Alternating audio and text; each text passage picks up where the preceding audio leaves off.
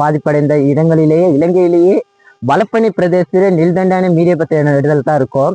சுமாராக 250 அடியிலிருந்து 300 அடி வரைக்கும் இந்த மண் சரிவு இடம்பெற்று இருக்குது.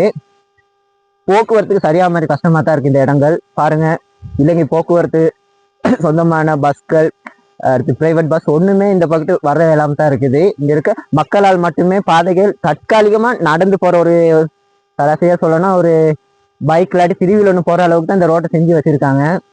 ஆனா நியாயமான பேர் அவ்வளோ நாளும் நடந்து தான் வந்திருக்காங்க. உணவுக்கு கூட அவ்வளோ ஒரு கஷ்டப்பட்டு இருந்திருக்காங்க. அதுல நியாயமான நிவாரணங்களும் அதுக்கு இலங்கை அரசாங்கத்துக்கு நியாயமான பேர் நன்றியும் தெரிவிச்சிருக்காங்க. இப்போ பாருங்க, அங்க இருந்து வர்றவங்க அவ்வளோ பேருமே நடந்து தான் வராங்க இந்த பாதையில. அங்கிட்ட அப்படியே இந்த பக்கத்து பனியை பார்க்கணும்னா பாருங்க, 300 அடியை தாண்டி போயிருக்குது இந்த அனர்த்தம். நியாயமான வீடுகள் அங்க பாருங்க எல்லாம் சேதமடைந்திருக்கு.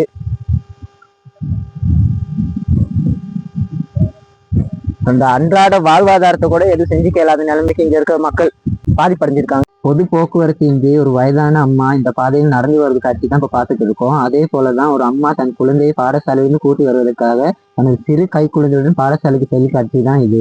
இவ்வாறான சிரமத்துக்கு மத்தியில தான் குழந்தைகள் கல்வி கற்கிறாங்க.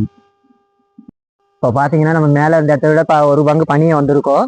இங்கே ஒரு புத்தர் சிலையோ ஒரு சிறிய ஒரு விகாரை மாதிரி அமைச்சு வச்சிருந்திருக்காங்க அந்த டைம். அதுவும் இதுல ரொம்ப பாதிப்படைஞ்சு பாருங்க, இதெல்லாம் இதாகி புத்தர் சிலையும் நியாயமா உடைந்து இருக்குன்னு சொல்லியிருக்காங்க. இது மட்டும் இல்லாம இது தள்ளி ஒரு 500 மீட்டர் முன்னுக்கு அந்த பக்கத்து போற நேரம், மீரியபத்தை நோக்கி போற நேரம் அங்க இன்னொரு மண் சரிவு இதை விட கொஞ்சம் குறைவா தான் இருக்குன்னு சொல்றாங்க. வாங்க அதையும் போயிட்டு பார்த்துட்டு வருவோம். இப்ப பாத்தீங்கன்னா நம்ம அங்க பார்த்த மண் சரிவை விட ஒரு 500 மீட்டர் தள்ளி மீரியபத்தைக்கு போற ரோட்ல வர்ற நேரம் தான் அடுத்த மண் சரிவு. இது பாருங்க, ஒவ்வொரு கல்லுமே அவ்வளவு பெரிய கல்லா இருக்கு. இது ஆனா இங்கிட்ட அந்த பக்கத்துக்கு இருந்த மாதிரி அந்த தண்ணி வர்றது அந்த மாதிரி ஒண்ணுமே இல்லை. ஃபுல்லாவே தண்ணி வர்ற இதெல்லாம் இதை அடைச்சிருக்காங்க. மற்றது பாதைகளை ஓரளவு சீரமைச்சிருக்காங்க. இது பனியை பார்த்தாலும் பாருங்க, இவ்வளவு பெரிய கல்லுகள் அவங்களுக்கே புதுமையா இருக்கா. எப்படி இவ்வளவு பெரிய கல்லுகள் இது உள்ளுக்கு இருந்துச்சு அப்படின்னு ஒரு யானையால கூட பெரட்ட முடியாத அளவுக்கு பெரிய கற்பாறைகளா தான் இருக்குது. அது பாத்தீங்கன்னா கல்குவாரி ஒண்ணு இருந்திருக்கு, அதுவும் மூடப்பட்டிருக்கு மண் சரிவினால. அவன்கிட்ட பாருங்க, ஒரு செக்டர்ல ட்ரெய்லர் ஒண்ணு அரைவாசி மண்ணில் புதைஞ்சு கிடக்கு. இதே மாதிரி பாத்தீங்கன்னா இப்ப பாதையை பத்தி நாங்க ராகுல ஆடியோலையும் கழிச்சிருக்கோம். அவங்க சொன்னா இப்போதைக்கு தற்காலிகமாக பாக்குற நேரம் ஒரு முச்சக்கர வண்டியும் ஒரு பைக் போற அளவுக்கு தான் செஞ்சு கொடுத்துருக்காங்க. ஆனாலும் ஆளுங்க ஒன்றும் நடந்தா போயிட்டு இருக்காங்க. இது தொடர்பில் அவங்க விசாரிச்ச போது இன்னொரு மாதம் ஆகுமா இது சரியா சீரமைச்சு பேருந்து ஒன்று போற அளவுக்கு செய்யறதுக்கு இது பண்ணி கொடுக்குறோம் அப்படின்னு.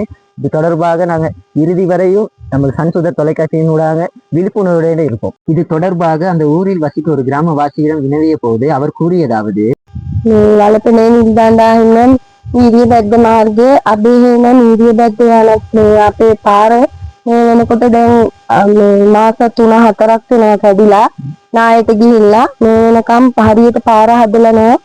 ඉස්කෝල ළමයි කිලෝමීටර් 4-5ක් මේවා කරගෙන ඉන්න ඕනේ. මේ ගල් කැටි වල මේ අර WTC ගතපාල්ලා ගේ ළඟට බස් එකට එයාලා මේ මෝරංගහතැන්න දුම්කලවත්ත හිඟුරවල යන ගම්වලින් තමයි පාසල් ළමුන් පැමිණෙන්නේ. පයින් මේ ටිකේ යන්නේ කිලෝමීටර් 4-5ක්. මට නම් කිලෝමීටර් මෙතන ඉඳලා 1කමාරක් තියෙනවා.